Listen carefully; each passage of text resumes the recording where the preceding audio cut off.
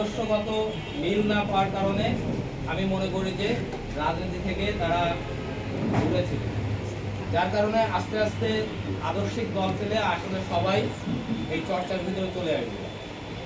তো ভাই, আমি আমার স্থানীয় ভাই খানজানি থানার ভাইকে আমি শুভেচ্ছা জানাচ্ছি তার বক্তব্য দেওয়ার জন্য।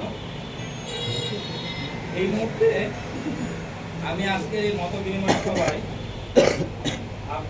মত বিনিময় করার জন্য সংক্ষিপ্ত বক্তব্য উপস্থাপনের জন্য আমি আহ্বান করছি নূর মোহাম্মদ ভাই, যুগ্ম সাধারণ সম্পাদক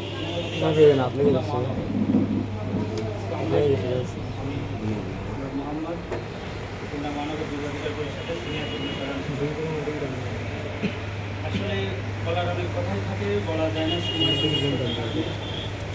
আমরা আজকে এখানে বসছি, কথা বলতেছি বিগত 15 বছর 8 মাস আওয়ামী লীগ সরকার আমাদের মুখের কথা কেড়ে নিচ্ছে। আমরা আমাদের কথা বলতে পারি না। আজকে আমরা একত্রিত হয়েছি, আমরা রাস্তায় কথা বলতেছি, আমরা আমাদের অধিকার আদায়ের জন্য থেকে সহজে আদায় হয় না। এটা আদায় করতে যে অনেক রক্তের বিনিময় আমরা আদায় করছি। এবং আমাদের গণ অধিকার পরিষদ গণ অধিকার পরিষদ সহজে পাওয়া যায় না। গণ অধিকার পরিষদ পাওয়ার জন্য আমাদের বিভিন্ন লোককে অনেকবার রাস্তায় অনেকবার হামলার শিকার হতে হয়েছে। আমাদের বিভিন্ন স্থানীয় নেতাকর্মী এবং আমাদের কেন্দ্রীয় নেতাকর্মী প্রত্যেকেই হামলার শিকার হয়েছে। এবং আমরা খুলনায় কোনো একটা প্রোগ্রাম করতে পারি।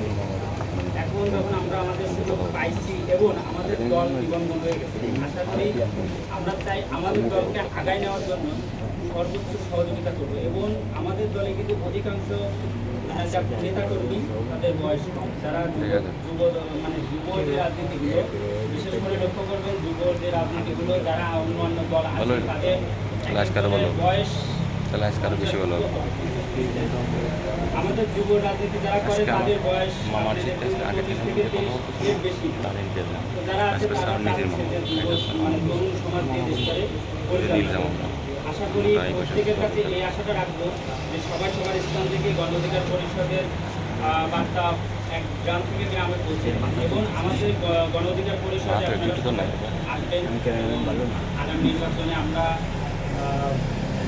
আমাদের দল 300 আসনে নির্বাচন করবে। আমাদের প্রতীক সম্পর্কে হয়তো আপনারা জানেন, গত 2 তারিখে আমাদের নিবন্ধন হয়েছে এবং আমাদের প্রতীক নির্ধারণ করা হয়েছে ট্রাক মার্কা। আশা করি আগামী নির্বাচনে আপনারা সবাই ট্রাক মার্কায় ভোট দিবেন এবং আপনাদের যত আত্মীয় স্বজন যে আছে যেখানে আছে প্রত্যেককে বলবেন ট্রাক মার্কায় ভোট দিতে। এবং বিভিন্ন উপায়ের মাধ্যমে একটা আমরা সরকার গঠন করতে চাই এবং দেশে যত দুর্নীতি, যত ফ্যাসিস্ট যারা ছিল তারা যেন আর চান্স না পায়। আমরা আমাদের সর্বোচ্চ সহযোগিতা করব এবং দলকে ক্ষমতায় নিয়ে যাব, দেশে সুন্দরভাবে আগাবো।